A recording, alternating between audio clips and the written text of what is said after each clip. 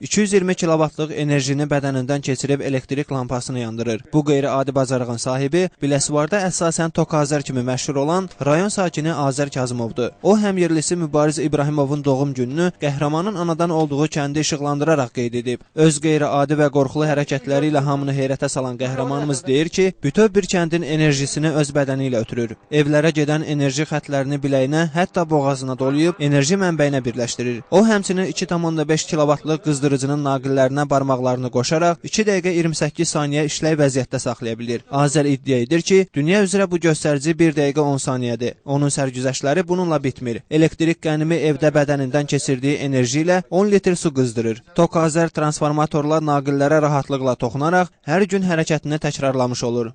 Mənim rəhmətli atam özü elektrik monitör işləyib. Mən özümdə uşaqlıqdan elektrikə həvəsim çox olub. 1997-ci ildə Biləsuvar rayonu Nizami küçəsində mən transformatorun üstündə iş görərkən transformatorun şifrəyi qırıldı. Mən yıxıldım 10.000 voltun üstünə. Qısa qapanma nəticəsində partlayış əmələ gəldi. Kənarda duran vətəndaşlar qaçdılar. Onlar elə bildi ki, mən tokpuru bölmüşəm. Sonra mən orada durdum ayağa, sərbəst elindiki kimi. Oradan sonra evə gəldim. Mən əlimə evdə sonra rozetka vurdum.